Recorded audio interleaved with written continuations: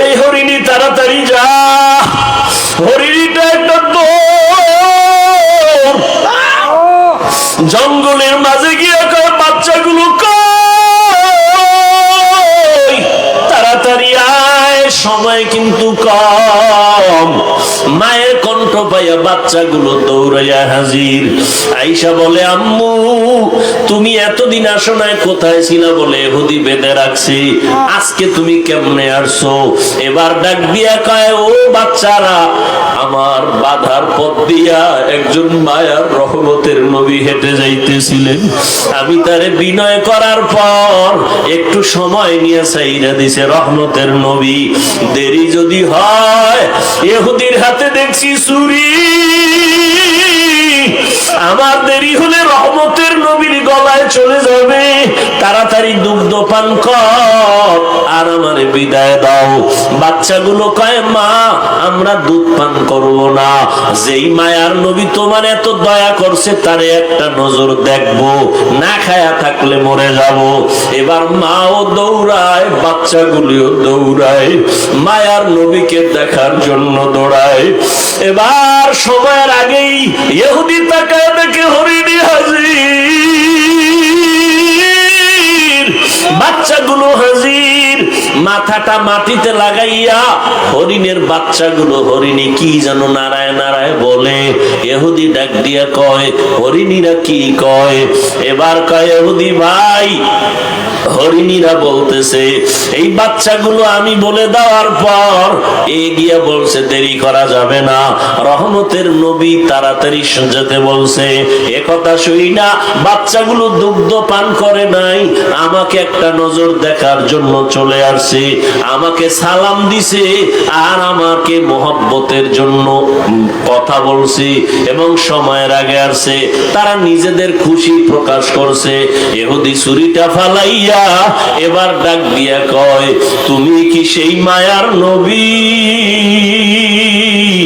একটা জঙ্গলের হরিণী আর বাচ্চাগুলো যদি তোমাকে চিনতে পারে, আর আমি মানুষের ঘরে জন্ম নিয়ে যদি তোমাকে চিনতে না পারি, আমার মতো হতভাগা কপাল পোড়া আর কেউ হতে পারে না।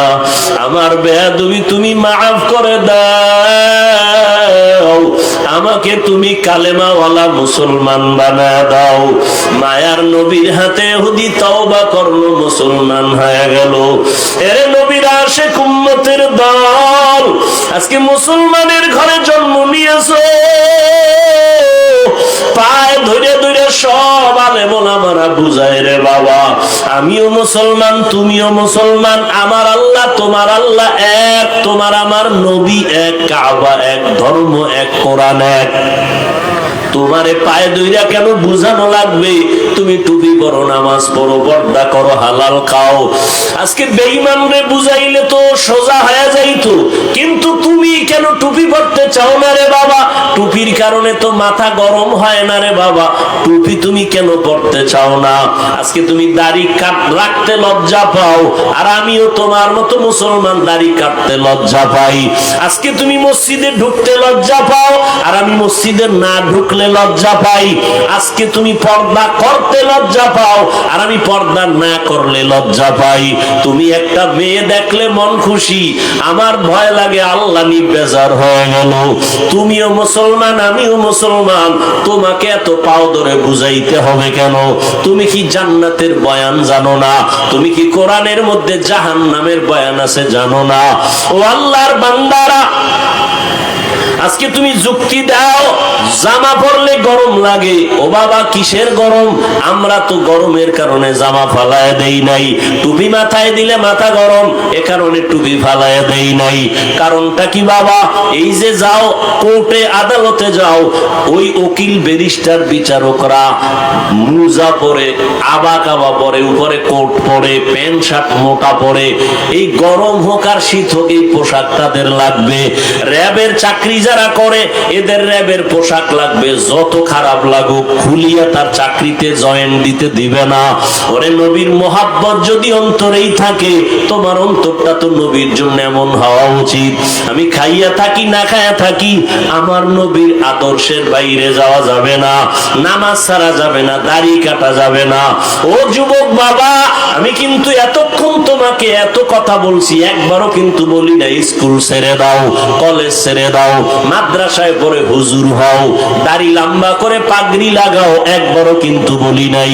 বরং আমি তোমাকে বিনয়ের সাথে আশ্বাস দিয়া বলি, স্কুলে পড়ো, ইসলাম বাধা দেয় না, কলেজে পড়ো, কোনো নিষেধ নাই, চাকরি করো, বাধা নাই, তবে তুমি নবীর তরিকাটা মেনে চলো, মা বাবার দোয়া নিয়ে চলো, ওলামায়ে আহলে হকের পরামর্শ নিয়ে নবীর তরিকা মানো।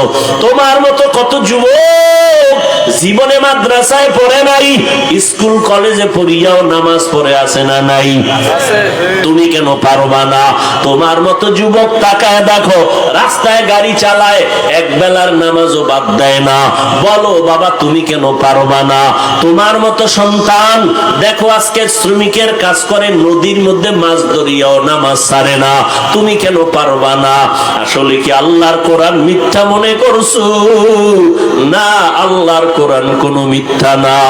আম্মা জান আয়েশা রাদিয়াল্লাহু তাআলা আনহা, নবীজির কলিজার স্ত্রী, যে নবীর কোনো গুনাহ নাই, আম্মা জান বলেন আমি একদিন দেখি নবী আমার ঘরের মধ্যে বয়ে বয়ে গুনগুন করে কান্না করে।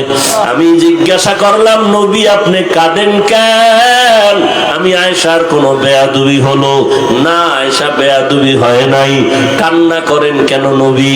নবী বলেন ও আয়েশা, কিয়ামতের কথা আমার মনে পড়ে গেছে, কিয়ামতের ময়দান বড় ভয়ঙ্কর হবে, ওই দিন আমার উম্মতের কি হালাত, এই চিন্তা পড়ে গেছি, আবার কান্না। আম্মা জান বলেন ও নবী হাসরের ময়দান কেমন ভয়ঙ্কর হবে? নবী বলেন ও আয়েশা, হাসরের ময়দানে সব নারী পুরুষ উলঙ্গ দাঁড়াবে, সূর্য মাথার কাছে চলে আসবে, জমিনটা সূর্যের গরমে তামা হয়ে যাবে, অন্যদিকে জাহান্নামের আওয়াজ আর গরম হাওয়া, আর একদিকে আমার আল্লাহ পাকের রাগান্বিত আওয়াজ। আমারই করোনায় তাকাইয়া দেখছো, আল্লাহ যাদের বরকতি রিজিক দেন তাদের কোথাও ঠেকে থাকে না। সারা দুনিয়ার বড় লোকেরা মাথা নত করে দিল, ব্যবসা বন্ধ, চাকরি বন্ধ, ট্রেন বন্ধ, দোকান বন্ধ, স্কুল বন্ধ, কলেজ বন্ধ, সব বন্ধ, কিন্তু কোরআনের একটা মাদ্রাসাও বন্ধ হয় নাই। ভুলে গেছে জাতি, ভুলে গেছে। এরে যুবক, এই দুনিয়াতে নিঃস্বার্থ তোমার আপন একমাত্র উলামায়ে আহলে হক ছাড়া খোদার কসম আর কেউ নাই। তুমি যাদের বন্ধু বানাইছো এরা স্বার্থপর, স্বার্থে যদি আঘাত লাগে দল থেকে শুধু নাম কাটবে না, কল্লাটাও কেটে ফেলবে। আর দুনিয়াতে কোন আলেম তোমারে নাম কাটা তো দূরের কথা, তুমি উল্টা পাল্টা গেলে তোমার পায়ে হাত দিয়ে বলবে বাবা ফিরে আসো, কলিজা দিয়ে তাহাজ্জুদ পড়ে দোয়া করবে। এই দুনিয়াতে উলামায়ে আহলে হক ছাড়া তোমার আপন কেউ নাই, স্বার্থ ছাড়া। আর দুনিয়াতে দুনিয়া যা দেখো, মাও স্বার্থপর, বাবাও স্বার্থপর, আঘাত লাগলে গিয়ে থানায় মামলা করে, করে না করে না করে। আল্লাহ হেদায়েত দান করুন। দাউদ নবীকে আল্লাহ বললেন শুকর আদায় করো। দাউদ নবী কয় ও আল্লাহ আপনি তৌফিক না দিলে আমি পারবো না। দেখছেন নি, এই কথাটা বুঝাইতে গিয়া এত দূরে এসে। তৌফিক কে দিবেন? না চাইলে। দাউদ নবী বললেন আল্লাহ তৌফিক দেন। আল্লাহ কয় দিলাম, এবার আদায় করো। দাউদ আলাইহিস সালাম বলেন হে আল্লাহ আমি পারতেছি না। কেন? আপনার তৌফিক নামের নিয়ামত এত বড়, ওই তুলনায় আমার শুকর হলো অনেক ছোট। আল্লাহ কয় দাউদ তুমি এটা যে উপলব্ধি করতে পারছো, এই যে উপলব্ধি তোমার ভিতরে একটা অনুশোচনা, এটাকেই আমি আল্লাহ শুকর হিসাবে কবুল করে নিলাম। তাআতু তৌফিক তাআত হামজাতু ই আমানাত ইজাবাত হামজাতু। হ্যাঁ, এই কথাটা বুঝানোর জন্য এত দূর। এবার আসল আলোচনায় ঢুকি নাকি? না কষ্ট হবে আপনাদের? ওয়ামা আরসালনাকা ইল্লা রাহমাতাল লিল আলামিন। আমি পড়ছি আর আপনারা শুনছেন, তাই তো? আমি যতটা সওয়াব পাইছি আপনারা শুধু শুনছেন, অতটাই সওয়াব পেয়ে গেছেন। আরো আস্তে করে বলেন। আল্লাহ আস্তে বললে শুনে না? শুনে। তো জোরে বলার দরকার কি? কত যুক্তিবাদী এরকম আছে না? ওই যুক্তিবাদীরে কও তুমি ফজরের সময় ইমাম রে কই, ইমাম সাহেব আল্লাহ আস্তে কইলে হুনে নি? কহা হুনে। তাহলে জোরে সূরা পড়ার দরকার নাই, ফজরে আস্তেই বড়। যুক্তি চলবে? যুক্তি দিয়া তাসলিমা নাসরিনের মতো বেশ্যা হওয়া যায়, নাস্তিক হওয়া যায়, আল্লাহ পাওয়া যায়। যুক্তি দিয়া আল্লাহ পাওয়া যায় না। তাআত তৌফিক তাআত হামজাতু ই আমানাত ওয়া ইজাবাত হামজাতু। আল্লাহ পাক বলেন, হে রাসূল করিম সাল্লাল্লাহু আলাইহি ওয়া আলিহি ওয়াসাল্লাম, নবীর নামে একবার পড়ছি সাল্লাল্লাহু, কোন লাভ আছে না ক্ষতি? একবার পড়বেন 3টা পুরস্কার, 10টা নেক মাফ, নেক আমল নামায় যোগ হবে, 10টা গুনাহ মাফ হবে, আল্লাহর আদালতে 10 গুণ মর্যাদা বেড়ে যাবে।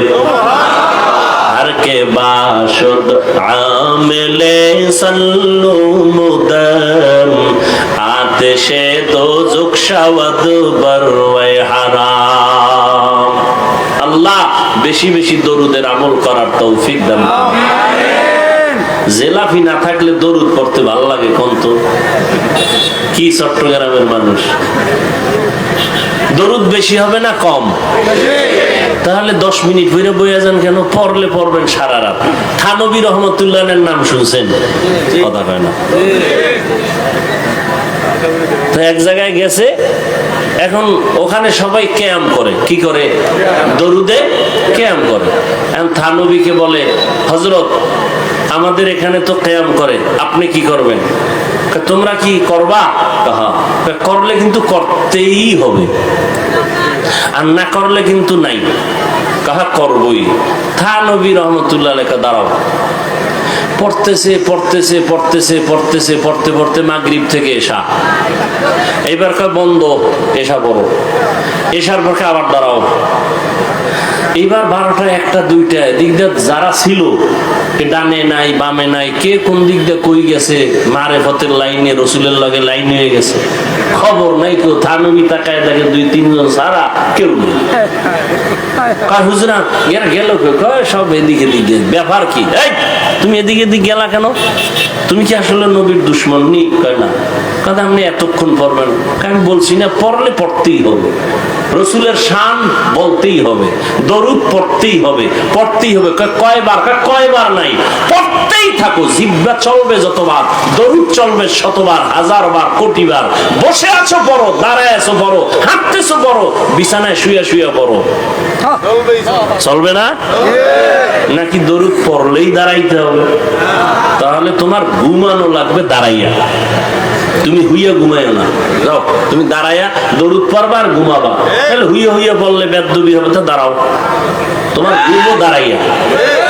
কি আমার রসুলের দরুদ কমানো যাবে না, বাড়াতে হবে। কি কমবে না বাড়বে? কয়শো বার? কোনো গণনা নাই। অতএব তুমি বসে আছো পড়ো, হাঁটতেছো পড়ো, শুয়ে আছো পড়ো। যদি যুক্তি দাও না পড়লেই দাঁড়াইতে হইব, তাহলে ঘুমাইলো দাঁড়ায় ঘুমো আর পড়ো।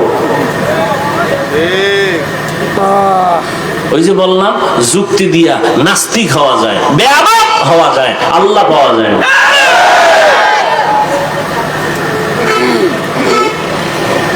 আল্লাহ আল্লাহ কি বললেন? হে রাসূল করিম সাল্লাল্লাহু আলাইহি ওয়াসাল্লাম, আপনাকে আমি দুনিয়াতে পাঠাই নাই, হ্যাঁ পাঠিয়েছি জগৎ সমূহের রহমত হিসেবে। এ হলো আয়াতের তরজমা। এবার আসেন হাদিস। নবী বলেন, কুল্লু উম্মতি ইয়াদখুলুনাল জান্নাতা ইল্লা মান আবা। সব উম্মতরা জান্নাতে যাবে, নবী কয় সব উম্মত জান্নাতে যাবে, কিন্তু যে আমি মুহাম্মদ রে মানে না সে যাবে। কিলা মান আবা, এই উঠা বসা করলে মোনাজাত দিব। আল্লাহ তো বৃষ্টি দেওয়াই ভালো ছিল। কিছু মানুষ যে শুকর আদায় নাই, নেমো খারাপ পাইলে আরো চায়। এক বুড়ি বলতেছে, ইতিহাসের পৃষ্ঠায় দেখছি মুসা নবীকে, ও মুসা কই যাও? আল্লাহর সাথে কথা বলতে যাই। আমার দুইটা প্রশ্ন আছে, একটু জিগে তো। কি কয়? আল্লাহ আমার বানাইছে কেন? একটা ভাঙ্গা ঘরে থাকি, হুদা আমার কোনো কষ্ট জীবনতে বানানোর দরকারটা আছে কি? তো মুসা নবী আবার ফেরার পথে কয়, ও মুসা জিগেই শুনি। কহ তো কি কইছে আল্লাহ? কয় শুকর আদায় করো। আমার ঘর নাই, নিয়ামত পাইলে না শুকর আদায় করো? কিছুই তো পাই না, আছে একটা ভাঙ্গা দরজা নাই। এ কর ঘর একটা বাতাস জেলু ছিল একটু নিয়ে গেছে। বুড়ি কয়, আল্লাহ তুমি মাফ করে দাও, এটাও একটা আমার জন্য কি নিয়ামত। তো প্রতিদিন বৃষ্টি, বৃষ্টি তো হওয়াই দরকার ছিল। আল্লাহ সুযোগ দিছে, গ্রহণ করেন না। মন চাইছে বসছেন, মন চাইছে উঠে গেছেন, মন চাইলে পান খাইতেছেন, মন চাইলে বিড়ি টানতেছেন, চা পান করতেছেন। মস্কারি মনে করছেন কোরআনের মাহফিলে, নাটকের মঞ্চ মনে করছেন। মন চাইলে বসবেন, মন চাইলে উঠে যাবেন। এই মজলিসটার দাম কত আপনার জানা আছে?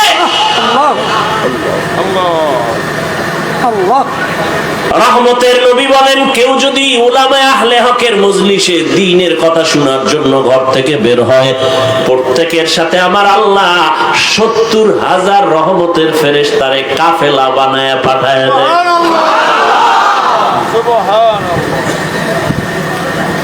এখানে আসিয়া বসার সাথে সাথে আল্লাহ ঘোষণা দেয়, যত মানুষ বসছে সবার গুনাহ মাফ। 2 ঘন্টা না খাইলে মরবেন, আর পান খাইলে পেট ভরবে, পানি পান করলে পেট ভরবে। আসলে এখন তো মিডিয়া এক জ্বালা। আমরা যাদের নেক দোয়ায়ের দূর আসছি, এরা বয়ানে যখন বসছে দেখছি চির মুরব্বী আর বুড়া গুড়া সামনে কথা কইছে, সামনে যা পাইছি না মারছে গায়ের লোক, সামনে যা পাইছে। একজন পান খাইতে আর কি ধাম করে থাপ্পড়। কি মনে করছো বয়ান এমনি সোজা? এত হেদায়েতের রহমতের বৃষ্টি আসা এত সোজা?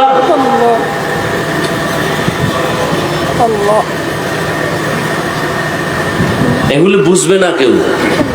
ওই যে আমাদের নায়েবে আমিরুল মুজাহিদিন সৈয়দ ফয়জুল করিম রহমত দামাত বারাকাতুহুম বয়ানের মোনাজাত দিতেছেন, একজনে কানে কানে কথা বলতেছেন, তো একটু ধাক্কা দিছেন।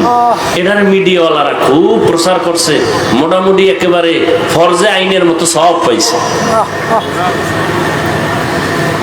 বেয়াদব কোথাকার! আলেমের দুশমন আল্লাহ হেদায়েত দিক, না হয় ধ্বংস করে দিক। যারা আলেমের পেছনে ষড়যন্ত্র করে, দুশ্মনী করে, মানুষের কাছে ইজ্জত নষ্ট করে, আল্লাহ হেদায়েত দিক, না হয় ধ্বংস করে দিক।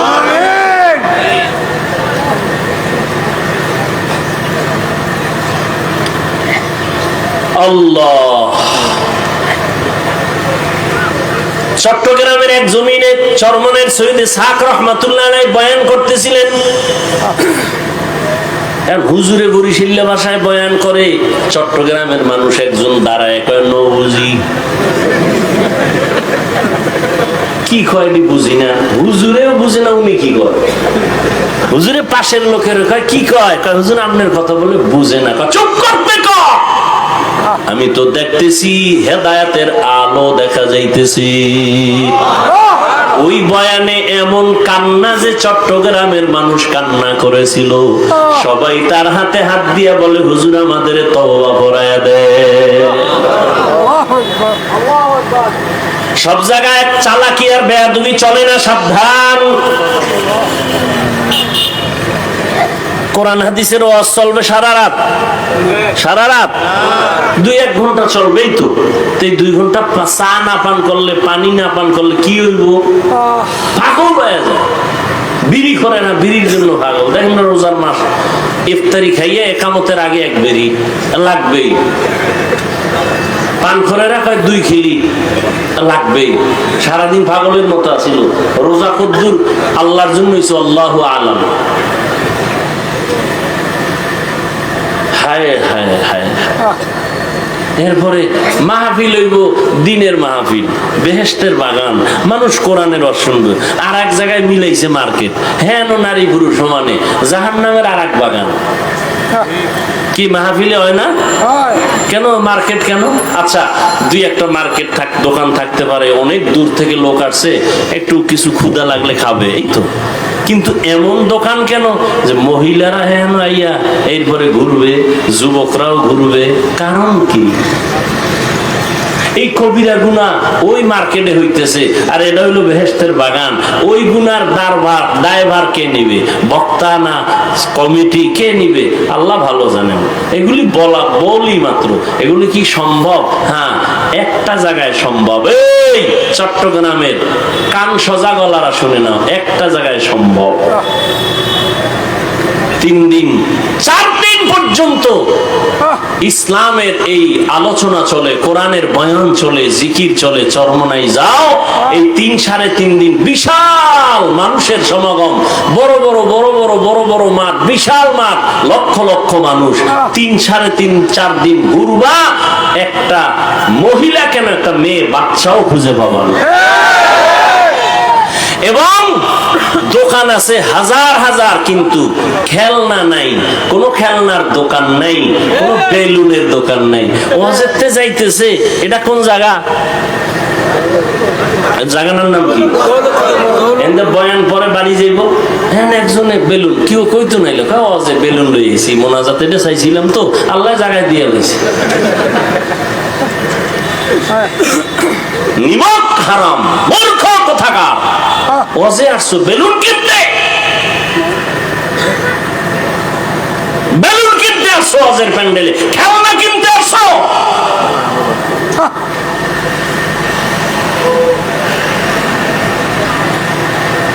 আল্লাহ আমাকেও মাফ করেন, আপনাদেরকেও মাফ করেন।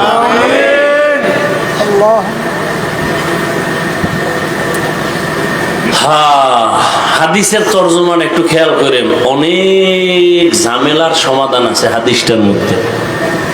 নবী কি বললেন? সব উম্মত জান্নাতে যাবে, যারা আমি মুহাম্মদকে মানে না, অস্বীকার করে, তারা যাবে। সাহাবায়ে কেরাম বললেন, নবী একটু বলবেন আপনাকে কে মানে কে মানে না? নবী এবার জবাব দেন, মান আতাআনি দাখালাল জান্নাহ ওয়া মান আসানি ফাকাদ আবা। যে আমার অনুসরণ করে জান্নাতি, যে বিরোধিতা করে সে আমাকে অস্বীকারকারী, জাহান্নামী। তরজমা শেষ। এবার হাদিস দিয়ে একটু খুব চিকন কথা খেয়াল করবেন, আমাকে জবাব দিতে হবে আপনাদের।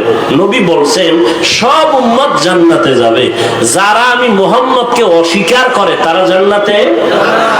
এবার খেয়াল করেন, সাহাবায়ে কেরাম প্রশ্ন করলেন, ইয়া রাসূলুল্লাহ আপনাকে অস্বীকার করে কারা, একটু জানতে চাই। এখন নবী জবাবটা কি দেয় শুনেন। সাহাবায়ে কেরাম বললেন, ইয়া রাসূলুল্লাহ আপনাকে অস্বীকার করে তারা কারা? নবী জবাব দিতে গিয়া বললেন, মান আতাআনি দাখালাল জান্নাহ। যে আমার অনুসরণ করে, অনুকরণ করে, ইত্তেবা করে, ইতাআত করে, জান্নাতি। প্রশ্ন কি করছে? আপনাকে অস্বীকার করে কারা? নবী যে প্রথম কথাটা বললেন, প্রশ্নের জবাবের লাগে খবরই নেই। সাহাবায়ে কেরাম বললেন, রাসূল বলেন কারা আপনাকে অস্বীকার করে, মানে না। নবী জবাবটা ডাইরেক্ট না দিয়ে একটু শেষে কথা বললেন, কিন্তু প্রথম বললেন যে আমার অনুসরণ করে, অনুকরণ করে, ইত্তেবা করে, ইতাআত করে, সে জান্নাতি। তার মানে হলো সে নবী মানে, সে নবী। আচ্ছা, এবার বিপরীত কথা কি দাঁড়াবে? এটা আপনাকে বলতে হবে। যে নবীর অনুসরণ করে জান্নাতি, তো বিপরীত কথা কি দাঁড়ায়? যে নবীর অনুসরণ করে না সে নবী মানে। কিন্তু নবী এ কথা বলেন নাই। তো নবী কি বলছেন এই পয়েন্টটা খেয়াল করেন। নবী বলছেন শেষে, মান আসানি ফাকাদ আবা। যে আমার বিরোধিতা করে সে আমাকে অস্বীকারকারী হিসাবে জাহান্নামে যাবে। আমার অনুসরণ করে না সে আমাকে অস্বীকার করে। নবী নবী এটা বলেন নাই, বরং নবী বলছেন যে আমার বিরোধিতা করে সে আমাকে অস্বীকারী হিসাবে জাহান্নামে যাবে। এখান থেকে কি বুঝলেন? দুইটা পয়েন্ট বুঝলাম। নবীর অনুসরণে যারা নাই এরা দুই দল। এরা কয় দল? নবীজির অনুসরণ যারা করে না এরা কয় দল? দুই দল। এক দল দরদি আর এক দল বিরোধী। একদল দরদি আর একদল বিদ্রোহী আর একদল আগ্রহী। আচ্ছা, একটু উদাহরণ দেই। কথার কথা একজন যুবকের জিজ্ঞাসা, এই যুবক, নবীজির মহব্বতে দাড়ি রাখো না কেন, টুপি পরো না কেন? খেয়াল করেন, যুবক কয়, হুজুর আসলেই নবীজির মহব্বতের আদর্শের দাড়ি রাখা দরকার, টুপি পরা দরকার, পারি না, চেষ্টা করি, একটু দোয়া করেন। এরকম নাই? এবার জবাব দাও, এই ছেলেটা কি বিদ্রোহী না আগ্রহী, বিরোধী না দরদি? তাহলে তারে গালি দেওয়া যাবে? যাবে না। আর এক যুবকের এদিক দিয়ে জিগাইলাম, কথার কথা, তুমি আবার আমার দিকে মনে করেন আমি তোমারই কইছি। একজনের ধরলাম, এই যুবক, তুমি নবীর আদর্শে দাঁড়িয়ে রাখো না কেন? আমার কথাটা শেষ না হতে চুম্বুকের মতো বলে, না রাখলে অসুবিধা কি? এরকম বেয়াদব আছে না? আর একটু চালাক হইলে কয় দাড়ির মধ্যেই কি ইসলাম? ও ভাই, পোশাক পরো না কেন? না পরলে অসুবিধা কি? পোশাকের মধ্যেই কি ইসলাম? আগ্রহী না বিদ্রোহী? রসুলের আদর্শর বেলায় বিদ্রোহীর আর এক নাম হলো বেঈমান। এই জন্য ভালো করে মনে রাখবেন, যে দাড়ি রাখে না তারে গালি দেওয়া যাবে না, যে দাড়ি পছন্দ করে না তাকে ছাড় দেওয়া যাবে না, যে নামাজ পড়ে না তাকে গালি দেওয়া যাবে না, যে নামাজ পছন্দ করে না তাকে ছাড় দেওয়া যাবে না, সুযোগ পেলেই জুতার বাড়ি। আগ্রহীর নাম মুমিন, বিদ্রোহীর নাম বেঈমান। আগ্রহী আজ না কাল হেদায়েত পাবে, বিদ্রোহীর কপালে হেদায়েত আসবে না। বুঝেননি? একটা উদাহরণ আগে দিতাম, এখনো দেই। উদাহরণটা এটা একটা উদাহরণ, এটা বাস্তবতার সাথে অনেক সময় মিলে, অনেক সময় মিলে না। উদাহরণ কেন? মূল কথা বুঝার সহায়ক। কিছু মূর্খ জাহেল আছে, ওই মূল কথা না বুঝা উদাহরণটা লয়ে লাফায়। আছে না নাই? হুজুরি উদাহরণ দিছে কিয়ামতের দিন জাহাজ নিয়ে উঠবে আল্লাহর ওয়ালারা। আর এক হুজুরি উদাহরণ দিছে আমরা ট্রেনে চড়ে জান্নাতে যাবো। হ্যাঁ, ট্রেন পাইব কই? এই দুনিয়া। ওরে ভাই, তোমার মাকসাদ কি তুমি এটা বুঝো? তোমার অন্তর এত পচা কেন? তুমি নেগেটিভ সাইডটা ধরো কেন? পজিটিভটা ধরো। তোমার অন্তর এত খারাপ কেন? তোমার উপরে কার বরদোয়া লাগছে বলো তো বাবা? তুমি মুসলমানের সন্তান, তুমি এমন কেন করো ওলামায়ে কেরামদের সাথে? কারণ কি? কি চাও তুমি? দোকানে মিষ্টি অনেক সুন্দর, মিষ্টি অনেক খুব সুন্দর, এক গরিবের মনে চায় খাইতে, কিন্তু কি নাই। দোকানের সামনে তার একটা কৌশল করছে, লোকের ডাকে, এই কই যাও? কয় বাড়ি, মিষ্টি নিয়ে যাও, অনেক সুন্দর, যদি ভালো নয় জুতার বাড়ি আমারে দিও। তুমি নিজের মনে চায় খাইতে পারে না। এত সুন্দর একবারে শুনা, ও আধা কেজি 1 কেজি মিষ্টি নিতে নিতে মুহূর্তে মিষ্টি নেই। মালিকে কয়, এই লোকটা কইতো না ইয়া আমার অ্যাডভারেজ করে ডাকছে, এই মিয়া দিগায়ও, তুমি মিষ্টির স্লোগান দাও, তুমি খাও না কেন? কয় ভাই মাফ করবেন সাহেব, আমার কাছে কি নেই, টাকা নাই। কথা হলে তুই জনমের মতো বইয়া মিষ্টি খা। বাড়িতে কয়জন আছে? 6 জন। এর প্যাকেট করে বাড়িতে দে, 1 টাকাও লাগবে না। এ আগ্রহী। কি কি? আরেক বিদ্রোহী গেছে, টাকার বান্ডিল একটা পকেটের মধ্যে লইয়া হ্যাঁ ডাক দেয়, যাও কই বাড়ি, ভুলো এখানে ঢুকবি না, এটি মিষ্টি রসের গল্লা না, সব মাটি দিয়ে বানাইছে, মাটির গল্লা, একটাও ভালো না। কারণ কাস্টমার যারা দৌড়ায় ফিরে যায়, মিষ্টি নেয় না, সারাদিন এরকম কবর করে। এইবার মালিকের মেজাজ ঠান্ডা না গরম? ও একা ভাই আপনি মনে কষ্ট পাইছেন না, কোনো টেনশন নাই, কয় সমন মিষ্টি আছে, না বেশি না 50, টাকার বান্ডিল, তোর জুতার বাড়ি দেবো, ঝাড়ুর বাড়ি দেবো, তুই যদি 1000 কোটি টাকা দাও তোর কাছে মিষ্টি দেবো না, উত্তরে খাওয়াবো। আগ্রহী না বিদ্রোহী? বিদ্রোহী। তুই বিরোধিতা করলি কেন? টুপি পড়তে পারো না, দাঁড়িয়ে রাখতে পারো না, নামাজ পড়তে পারো না, আফসোস থাকবে অন্তরে। বিরোধিতা কেন? তুমি না পড়লে অসুবিধা কি? এই বেয়াদবি কথা বলার সাহস তোমাকে কে দিয়েছে? দাঁড়িয়ে না রাখলে অসুবিধা কি? এই কথা বলার সাহস তোমাকে কে দিয়েছে? তুমি বলতে পারো দরকার, রসুলের আদর্শ দরকার, পারি না, একটু দোয়া কইরেন, চেষ্টা করবো। না পারলে অসুবিধা কি? দাড়ির মধ্যে কি ইসলাম? টুপির মধ্যে কি ইসলাম? তা টুপির মধ্যে ইসলাম নাই, দাড়ির মধ্যে নাই, তো ইসলাম তোর বাবায় আলমিরা আটকায় রাখছে, কোথায় ইসলাম বাইর কর? দাড়ির মধ্যে নাই, টুপির মধ্যে নাই, পোশাকের মধ্যে নাই, তুই ইসলাম কই? ক্ষমতার চেয়ারে ইসলাম না, ক্ষমতার চেয়ারে বইলি ইসলাম। আল্লাহ হেদায়েত দান করে। হাদিসটা বুঝলেননি কি? যে দাড়ি রাখে না তারে গালি দেওয়া, আগে বুঝতে হবে সে কি আগ্রহী না বিদ্রোহী। আর যে দাড়ি পছন্দ করে না তাকে ছাড় দেওয়া, ব্যবধানটা বুঝছেন তো? ওই আমলওয়ালারা একজনে বেনামাজির দেখ সিসি করে তারায় দেয়, দূর বেনামাজি বেনামাজি। তোমার নামাজ কবুল হইছে গ্যারান্টি করি, যদি কবুলই হইতো তো বেনামাজির সিসি কও কেন? তুমি তারে আরো কাছে ডাকো, বুঝাও, মসজিদে দাওয়াত দাও। রোগকে ঘৃণা করো, রোগীকে, পাপকে ঘৃণা করো, পাপীকে। তার মানে কি? তার কাছে যাওয়া যাবে না, তার কাছে বেশি যাইতে হবে, পাপ দূর করতে হবে, রোগ দূর করতে হবে, তাকে সুস্থ বানাইয়া আমার কাছে বসাইতে হবে। হাদিস নিয়ে কিছু কথা বললাম, এবার আসেন আয়াতের উপরে সংক্ষিপ্ত কিছু কথা। ওয়ামা আরসালনাকা ইল্লা রাহমাতাল লিল আলামিন।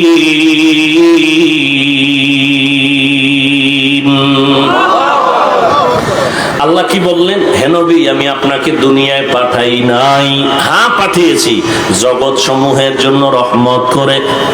ঘুরাইয়া বললেন কেন? ডাইরেক্ট যদি বলতেন আল্লাহ হে নবী আমি আপনাকে রহমত করে পাঠাইলাম, আগে কেন বললেন পাঠাই নাই? হ্যাঁ পাঠিয়েছি। ঘুরাইয়া বললেন কেন? ফি'লুল হাকিম লা ইয়াখলু আনিল হিকমা, হাকিমের কোনো কাজ হিকমত থেকে খালি না। আল্লাহ বুঝাইতে চাইলেন, ও নবীরা আশিকের দলেরা, আমি তোমাদের জেহেনটা পরিষ্কার করে দিলাম। নবী আমি ঘুরাইয়া বলার কারণ, আমার নবীকে যে পাঠাইছি পুরাটাই নবীর রহমত, রহমত ছাড়া নবীর মধ্যে কিছুই নাই। এজন্য নবীর কথার আগে রহমতের কথা, আমি আল্লাহর কথার আগে গরম। কি গরম? আল আসর ইন্নাল ইনসানা লাফি খুসর, সব মানুষ জাহান্নামী জাহান্নামী জাহান্নামী। কে কয়? আল্লাহ। আল আসর ইন্নাল ইনসানা লাফি, সব মানুষগুলো জাহান্নামে যাবে। আল্লাহ কয় কিন্তু, কিন্তু আছে দোনোজনার কথায়, কিন্তু আল্লাহর প্রথম আওয়াজ হলো আগুন। নবীজি সব উম্মত জান্নাতি, সব উম্মত জান্নাতি, কুল্লু উম্মতি ইয়াদখুলুনাল জান্নাহ। এরপর একটু একটু দাঁড়াও, সব না, যারা আমাকে মানবে না তারা জান্নাতে যাবে না। কারা আপনাকে মানবে না, কারা আপনাকে মানে না, কারা আপনাকে অস্বীকার করে? নবী বলেন যারা বিরোধিতা করে তারা অস্বীকার করে, যারা বিরোধিতা করে না ওরা অস্বীকারের মধ্যে না। হ্যাঁ, এবার আমি তর্জমা করলাম জগৎ সমূহের রহমত। অনেকে তর্জমা করে জগৎ, উভয় জগতের জন্য রহমত। উভয় জগৎ মানে দুনিয়ার জগৎ, পরকাল জগৎ না। না, জগৎ তো আরো আছে। রুহের একটা জগৎ আলাদা, মায়ের গর্ভের জগৎ আলাদা, দুনিয়ার জগৎ আলাদা, কবর জগৎ আলাদা, হাসর জগৎ আলাদা, জান্নাত ও জাহান্নামের জগৎ আলাদা। আল্লাহ কয় সব জগৎ অর্থাৎ জগৎ সমূহের জন্য আমি হলাম রব্বুল আলামিন, আমার বন্ধু মুহাম্মদের বানাইলাম রাহমাতুল লিল আলামিন। রুহের জগতের জন্য আমার নবী রহমত, মায়ের গর্ভের জগতের জন্য নবী আমার রহমত। আলাদা রহমত, কবর জগতের জন্য নবী আলাদা রহমত, হাসর জগতের জন্য নবী আলাদা রহমত, জান্নাত ও জাহান্নামের ওই জগতের জন্য আমার নবী রহমত।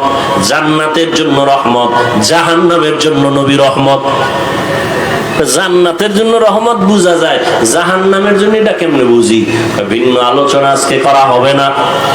রুহের জগতের জন্য নবী কেমন রহমত, ভিন্ন আলোচনা। মায়ের গর্ভের জন্য ভিন্ন আলোচনা, কবর জগতের জন্য ভিন্ন আলোচনা, হাসর মাঠের জন্য আমার নবী এককভাবে রহমত। মুসা নবী নয়, ঈসা নবী নয়, ইব্রাহিম নবী না, আদম নবী না, কে? কথা হয় না। আমার আপনার মায়ার নবী, রহমতের নবী আমার। আমি শুধু দুনিয়ার জন্য নবী কেমন রহমত মাত্র 10 মিনিটে আমি শেষ করব, কিন্তু আলোচনা তো শেষ করা যাবে না, শেষ করার বিষয় না। কত মুমিন মুসলমান নবীরা আসে, নবী দুনিয়াতে আসার আগে নবীর নামে গুণগান। নবী আসেন নাই, গুণগান চলতেছে নবী, বেঈমানের জবানেও চলতেছে নবীর নামের গুণগান, নবীর নামের গুণগান। গৌতম বুদ্ধের একটা ইতিহাস আমি বলেছিলাম, জাহেল মূর্খ হিংস্র যারা, এরা না বুঝাই উল্টা পাল্টা বক্তব্য দেয়, বিরোধিতা করে। ওদের মাকসাদ মানুষকে সতর্ক করা না, ওদের মাকসাদ আলেমদের বিরোধিতা করা। নবী আসার আগেই গুণগান, বিধর্মীর মুখেও গুণগান। নবী আসছেন, গুণগান চলতেছে। নবী চলে গেছেন, বন্ধ না চলতেছে। বেঈমানের জবানেও গুণগান, সব বক্তাদের জবানে চলতেছে, লেখকদের কলমে চলতেছে। রহমতের নবীর গুণগান কিয়ামত পর্যন্ত চলবে, কিয়ামতের দিনও চলবে। শেষ হবে? শেষ হবে না। ইমামুল আউয়ালিন আল আখিরিন বাহরে সাদকা রাহমাতাল লিল আলামিন সাইয়্যিদুল কাউনাইন খাতমুল মুরসালিন আখিরা মদবুদ ফখরুল আউয়ালিন। এরে নবীর আশিক, দুনিয়ার জগতের জন্য নবী কেমন রহমত একটু বুঝো। এমন একজন নবী পাইলা, কপাল পোড়া, ওই নবীরে চিনলা না। কেমন মায়ার নবী, যেই নবীর জন্য গর্তের পিপিলিকা পর্যন্ত পাগল হয়ে কান্না করে। ইতিহাস জানো না রে বাবা, যেই নবীর জন্য মরা গাছে কান্না করে। উস্তুনে হান না না আজহাজ রে রসুল নালামি জাদ হাম চুয়ার বাব উকুল। রহমতের নবী, খেজুর গাছ মরা, নবী ওটাকে টেক লাগায় খুতবা পড়েন জুমার ঈদের। কিছুদিন পরে এটাকে বাদ দিলেন, নতুন একটা মিম্বর বানাবেন। মানুষ যেমন কান্না করে, মরা খেজুর গাছ এমন কান্না শুরু করলো। নবী বলেন, কেন কাদরে খেজুর গাছ, কি চাও?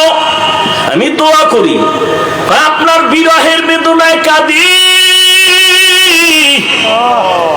আপনার একটু ছোঁয়া লাগতো, আমার ভালো লাগতো। আপনি এখন আমারে বাদ দিয়ে দিছেন, আমার এই বিরহের বেদনা সহ্য করতে পারি না। এরে নবীর আশিক, নবী বলতে কি করব? আমি দোয়া করি তুমি তাজা হও, গাছে খেজুর আসবে, আমার উম্মতরা খাবে। না না, কি চাও? বলে, ইয়া রাসূলুল্লাহ, আপনি আমার জানাজা পড়বেন, আমাকে দাফন করবেন মানুষের মতো। কিয়ামতের দিন আপনার সাথে আমাকে জান্নাতে রাখবেন। নবীকে করলাম, দাফন করলেন। ওই জায়গায় একটা পিলার, মসজিদে নববী, রাসূলের রওজার পাশে, ওই পিলারের উপরে আরবিতে লেখা আছে সতুনে উস্তুনে হান্নানা, মানে পিলার খুঁজতে গিয়া নিচে যদি যাওয়া হয় আজও সেটা পাওয়া যাবে। রহমতের নবীর এটা মুজিজা। নবীর জন্য মরা গেছে কান্নার আওয়াজ, অথচ তুমি জিন্দা মানুষ, নবীর জন্য তোমার কান্না নাই। যদি নবীর প্রতি মায়া থাকতো, আমার নবীর উম্মতের এত কষ্ট তুমি দিতে পারতা না, নবীরও কষ্ট দিতে পারতা না। ফিলিস্তিনের মধ্যে মানুষ মরে যাচ্ছে, কই তাদের কোরবানি, কই তাদের ঈদ, কই তাদের আনন্দ? মায়ের সামনে সন্তানের জবাই করা হয়, সন্তানের সামনে মা বাবাকে ধর্ষণ করে জবাই করা হয়। ও আল্লাহর বান্দারা, কিছু নিমক হারাম কুলাঙ্গারের বাচ্চা আছে আমার দেশে, এরা বইয়া বইয়া কয় ফিলিস্তিনে মানুষ মরলে আমগো দেশে চিল্লায়, হুজুরেরা লাভ কি হবে? ও নবীরা আশেক, জান্নাত পাওয়া এত সহজ নরে বাবা। রহমতের নবী আমার, গাছের জন্য রহমত। আমার নবী শুধু মানুষের জন্য রহমত এটা না, মুমিনের জন্য নবী আলাদা রহমত, বেঈমানের জন্য নবী আলাদা রহমত। পুরুষের জন্য যেমন নবী রহমত, নারীদের জন্য নবী আলাদা রহমত। আমার নবী যেমন মানুষের জন্য রহমত, জিনের জন্য নবী রহমত। আমার নবী গাছের জন্য, মাছের জন্য রহমত, পর্বতমালার জন্য রহমত, সমুদ্রের জন্য আমার নবী রহমত। আমার নবী জঙ্গলের প্রাণীদের জন্য রহমত, উড়ন্ত প্রাণীদের জন্য নবী রহমত। আমার নবী ওটাই হলো রাহমাতুল লিল আলামিন। আমার নবী এমন এক সময় আসলেন মক্কা নগরীতে, নবী আমার এত পবিত্র, এত পবিত্র, যার 63 বছর হায়াতে কোনো মিথ্যার আওয়াজ নাই, জীবনে একটা গালি কাউকে দেন নাই। হাজারো গালি নবীর সামনে দাঁড়ায় দিছে, নবী জীবনে একটা গালির জবাবও দেন নাই। আর তোমার গালি না দিলে বয়ান ভালো হয় না, না? তুমি আশেকে রাসূল না হইলে ভণ্ড হবে কে? আমার নবী জীবনে গালি দেন নাই, কারো গালির জবাব দেন নাই। নবীর সামনে দাঁড়ায় অকথ্য ভাষায় নবীর গালি দিতে, সামনে দাঁড়ায় নবী একটা জবাবও দেন নাই। আরো শুনো, কেমন মায়ার নবী আমার, যেই নবী কোনদিন কারো দিকে চোখ তুইলা গরম নজরে তাকান নাই। কেমন রহমতের নবী আমার।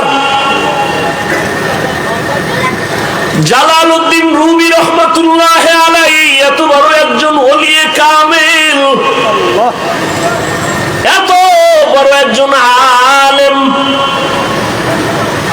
জবরদস্ত আলেম জালালউদ্দিন রুমি রহমাতুল্লাহ আলাইহি মাআরিফে মাসনবী তার লিখিত কিতাবের মধ্যে ঘটনা লিখছেন। নবীজি রহমতের নবী রাস্তা দিয়া যায়, পাহাড়িয়া জঙ্গল, হঠাৎ করে তাকায় দেখে একটা গাছের গোড়ায় হরিণীটা বাঁধা। নবীর দেইখা হরিণী আস্তে করে সালাম দিল। রহমতের নবীরে সালাম দিলেন, আর মাথা নাড়ায় যেন কি বলেন। আরেফে রুমি রহমাতুল্লাহ আলাইহি বলেন, হরিণ বলতেছিল, ও দয়ার নবী, আমাকে কয়েকদিন এক ইহুদি এই বাড়িওয়ালা আমাকে গাছের সাথে বেঁধে রাখছে। আমার জঙ্গলে কয়টা বাচ্চা আছে, মা মা বলে কান্না করে আমারে খুঁজে, আমারে ছাড়েও না, আমাকে জবাই করে খেয়েও ফেলে না। আমি সইতে পারি না রে নবী, একটু যদি আপনি দয়া করতেন রে নবী। আপনাকে চিনে ফেলছে, আপনি তো দয়ার নবী। নবী এখন চিন্তা করলেন, আমি যদি এখন ওকে আমি সুযোগ দেই তো মালিকের অর্ডার ছাড়া হবে না। নবীর আদর্শ কত সুন্দর, ইহুদির কাছ থেকে অনুমতি না নিয়ে তো ছেড়ে দেওয়া যাবে না। কিন্তু আমি রহমতের নবী হইয়া ইহুদির বাড়ি কেমনে যাই? মায়ার নবী চিন্তা করে চলে গেলেন ইহুদির ঘরে। ও ইহুদি ভাই, কে তুমি? বলে, আমি মুহাম্মদ ইবনে আব্দুল্লাহ, আমি আব্দুল্লাহর ছেলে মুহাম্মদ সাল্লাল্লাহু আলাইহি ওয়াসাল্লাম। ইহুদি কয়, যেই মুহাম্মদ আমগো দুশমন সেই নি কয়, তুমি আমার দরজায় কেন আসছো? বলে, আপনার একটা হরিণী বেঁধে রাখছেন নাকি? বলে, হ্যাঁ। বলে, হরিণীটা কান্না করে, একটু যদি ছেড়ে দিতেন জঙ্গলে ওর বাচ্চাদের দুধ পান করায় চলে আসতো। আমি আমি মুহাম্মদ জিম্মাদারি নিতে চাই। ইহুদি কয় মানুষ তোমারে পাগল কয়, আজকে বাস্তবে বুঝলাম আসলেই তুমি পাগল। কেন? বলে হরিণী তুমি সাইরা দিবা, আবার তোমার কথা আসবে, এটা কেমনে হয়? রহমতের নবী বলেন ইহুদি ভাই রশিটা আমার হাতে দিবেন, আর আপনি হরিণীটার ছুরি দিয়া জবাই করার যেই ছুরিটা আছে ওটা হাতে রাখবেন। সময়ের মধ্যে যদি হরিণী না আসে ওই ছুরিটা আমি মুহাম্মদের গলায় লাগায় দিব। ইহুদি কয় সুযোগ পাইছি, ছাড়া যাবে না, হরিণী তো কখনো আসবে না, এই সুযোগে তোমাকে জবাই করার একটা রাস্তা খুঁজে পেলাম। আল্লাহ কয় নবী কোনো টেনশন নাই, ওয়াল্লাহু ইয়াসিমুকা মিনান নাস। আমি কোরআন হেফাজতের যেমন আয়াত নাজিল করছি, জিম্মা আমি নিছি, আপনাকেও হেফাজতের জিম্মা আমি আল্লাহ কুদরতের হাতে নিয়ে নিছি। কোরআনও কোনোদিন ধ্বংস হবে না, ও নবী আপনাকেও কোনোদিন কেউ অপমান করতে পারবে না, আমি হেফাজতের জিম্মাদারি নিলাম। ওয়াল্লাহু ইয়াসিমুকা মিনান নাস। রহমতের নবী চলে গেলেন, হরিণীর ইহুদি সাইরা দিয়া হাতটা দিয়া রশি দিল। এবার নবী কয় এই হরিণী দেখছুনি মালিক দাঁড়ানো, হাতের মধ্যে ছুরি, তাড়াতাড়ি যাইয়া বাচ্চাগুলোরে দুগ্ধ পান করায় চলে আসবি, যদি একটু সময় বেশি করো ইহুদি অপেক্ষায় আছে, তোর গলার ছুরি কিন্তু আমার গলায় লাগায় দিবে।